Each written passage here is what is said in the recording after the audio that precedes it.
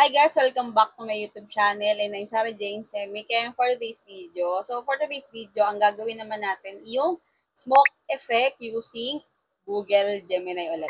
So sa mga hindi pa to alam, keep on watching and kung bago pa lang sa akin channel, huwag mo kalimutang mag-like and subscribe and click mo yung bell para updated ka na nga sa mga video na i-upload natin. And simulan natin agad pagkatapos ng aking intro.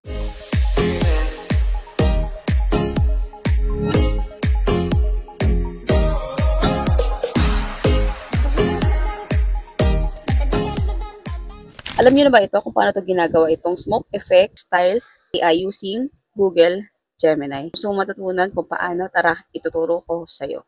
Punta tayo ulit sa ating Google Gemini. Tapos paste po natin dito yung prompt. Paste po natin dito. For example, may gusto ko yung idagdag dito or baguhin yung movement. So edit nyo lang ito. Pero po try po natin na hindi natin edit yung prompt. So add lang tayo dito ng photo. Gallery. Tapos, send na po natin.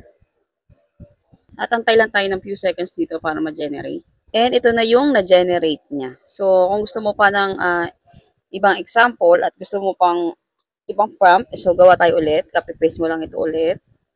Edit lang natin tong text. Palitan yung movement nito. So, she is looking ahead. Touch tayo ulit ang photo. Na-generate niya kasi pinalitan movement. So, kung may iba pa kayong edit yan, so try natin yung palitan naman yung smoke. Lagyan natin dito, has a rainbow smoke effect. So, try natin na. And ito naman yung na-generate niya sa pangatlo nating edit. So, inilagay ko dito is the background has a rainbow smoke effect. So, ito yung na-generate niya. Ayan guys. So, palitan nyo lang dito yung mga prompt nyo. Depende sa inyong reference. Experiment nyo para mas maganda yung kakalabasan ng inyong AI photo. Tapos guys, meron din pa akong ibang prompt na gagamitin dito. At pwede nyo rin itry ito. Bago lang din ito eh. So kunin ko muna yung prompt. Wait lang guys. So, paste natin dito yung prompt. Yan. Ilalagay ko sa comment section yung mga prompt na ginamit ko po dito. Tapos, add tayo ng photo.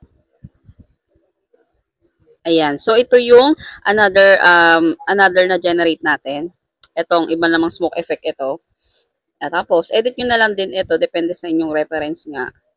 Ayan. So, yun. Ilalagay ko na lang yung mga prompt nito sa comment section natin. So, di ba ganun lang kadaling gumawa ng smoke effect using Google Gemini?